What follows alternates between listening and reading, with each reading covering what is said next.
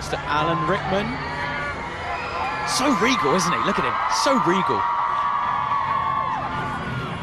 And I walk onto the set with black lenses in my eyes and all black outfit and a black wig. And one thing I can say for sure is that as soon as I put that costume on, something happens. You can't be someone else inside that outline. It has an effect on you. You know what he wears. I was very involved in the costume and the look. I said the sleeves should be really tight and there should be a lot of buttons. You know what his hair is like. It has a lot of explosive energy.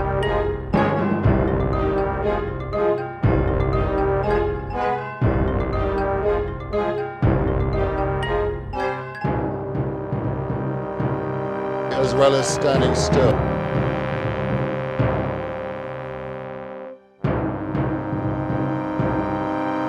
He lives within very tight confines emotionally.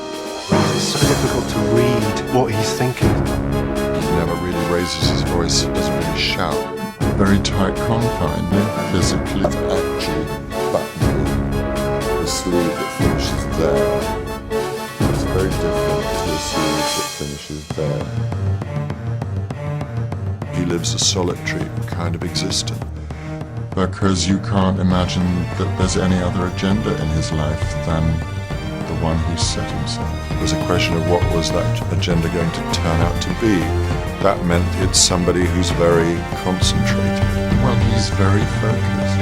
He's a complicated person, and there's clearly a past that's getting worked out through the film. Deep, dark secret that Snape is carrying. So you have to keep wondering how come it is that he's saving their lives all the time. There was more to him than met the eye. Primary figure. There's something much, much deeper going on.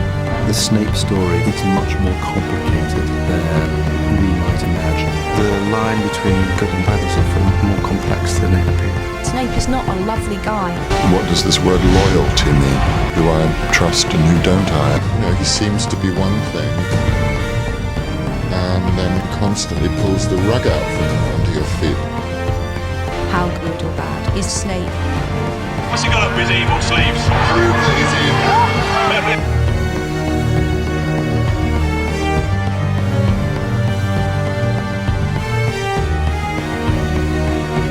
He's such a central part of our story. In terms of Snape's time as headmaster of Hogwarts, how do you think he did in that role?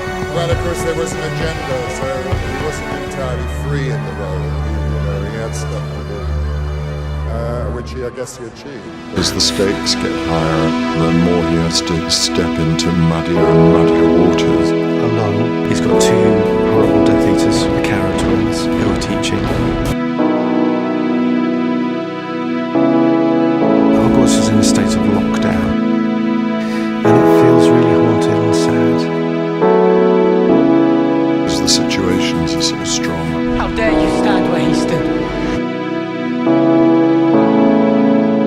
He appears to be one thing, and then you find out a bit more about him. Finally, you do find out where Snape's allegiances were. It was very cathartic, because you were finally able to see who he was.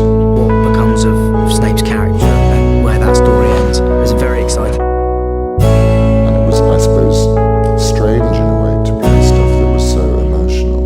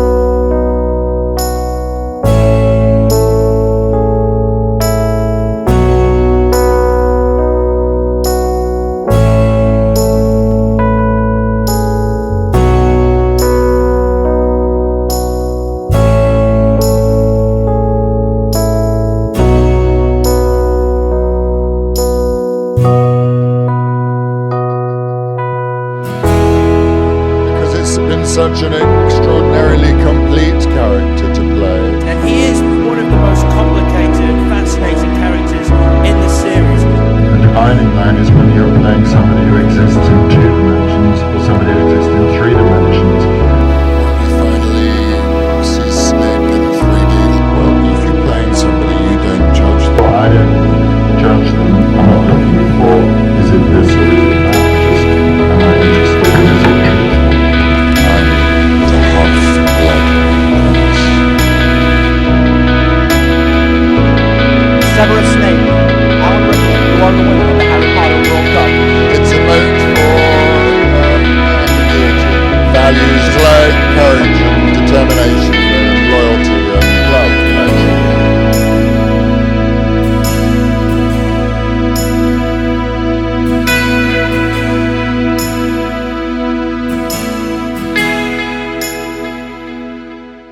You have one of the most emotionally, complex characters in the entire series.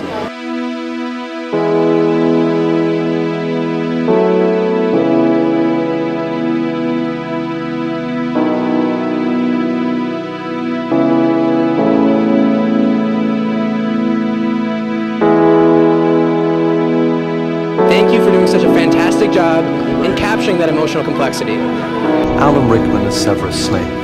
What can I say? He's one of my favourite actors in these films. I think his performance is extraordinary.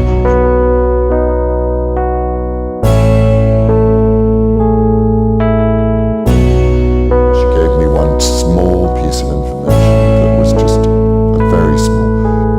It was a small piece of information that let me know that Alan knew something that none of us knew. His performance was based on that conversation.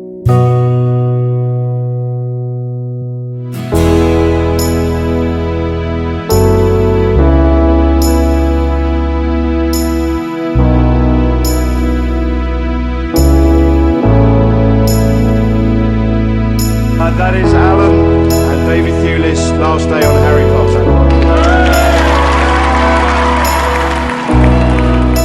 Is there anything Shakespearean in Harry Potter? And in your character in particular, Severus Snape?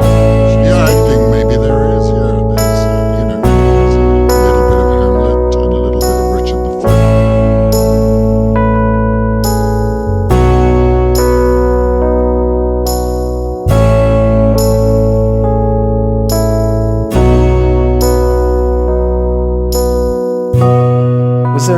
Was there ever a point in the unfolding of the 8-movie series where you ever considered not continuing the Snape?